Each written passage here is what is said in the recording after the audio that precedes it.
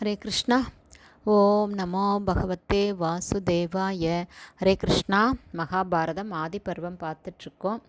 குந்தி மகாராணி பீமனை அந்த பகாசுரனுக்கு இரையா அதாவது அனுப்பலாம் அப்படின்னு அந்த குடும்ப தலைவர்கிட்ட சொல்கிறாங்க.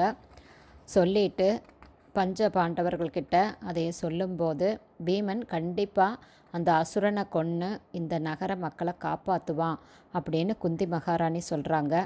ஆனால் தர்மபுத்திரர் இதை ஏற்கலை. அப்போது தர்மபுத்திரர் சொன்ன வார்த்தைகளை குந்தி மகாராணி மறுக்கிறாங்க. திருதராஷ்டிரருடைய மக்கள் தெரிஞ்சுக்காதபடி நமக்கு இத்தனை நாள் அடைக்கலம் கொடுத்தவங்களுடைய இல்லம் இது. அந்த நன்றியை நாம் மறக்கவே கூடாது. ஒரு பிராமணனுக்கு உதவி செய்கிற சத்திரியன் புண்ணியத்தை அடைவான்.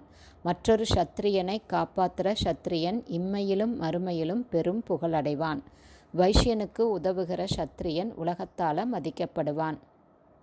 ஒரு சூத்திரனை காப்பாற்றுகிற சத்திரியன் இந்த உலகத்தில் பெரும் செல்வம் அடைந்து மறுபிறவியில் ராஜவம்சத்தில் பிறந்து மற்ற அரசர்களாக மதிக்கப்படுவான். இந்த நீதி ஒரு புறம் இருக்க, பீமனுடைய பலத்தில் எனக்கு முழு நம்பிக்கை இருக்குது. பீமனை எதிர்க்கக்கூடிய வல்லமை யாருக்கும் கிடையாது.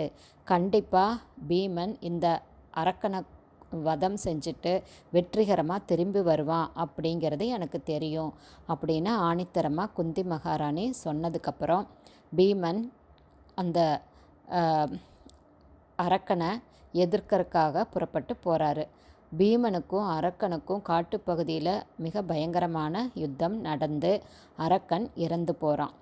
இப்படி பகாசுரனை வதம் செஞ்ச பிறகு பீமன் வெற்றிகரமாக நகரத்துக்கு திரும்பி வர்றாரு.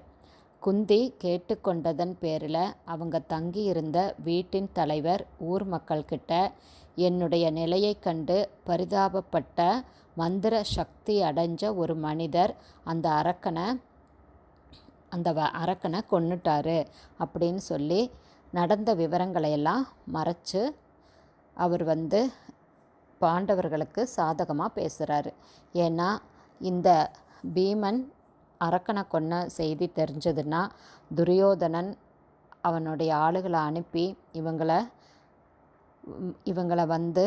கொல்றதுக்கு சாத்தியம் இருக்குது. அப்படிங்கிறதுனால அந்த குடும்ப தலைவர் சொல்கிறாரு, என்னுடைய நிலையை பார்த்து பரிதாபப்பட்ட ஒரு மந்திர சக்தி படைத்த ஒரு மனிதர் அந்த அரக்கனை கொன்னுட்டாரு அப்படின்னு இது எல்லாமே சொல்லாமல் மூடி மறைக்கிறாங்க. ஹரே கிருஷ்ணா. ஸ்ரீல குருதேவ்க்கு ஜெய். பாக்கி நாளைக்கு பார்க்கலாம்.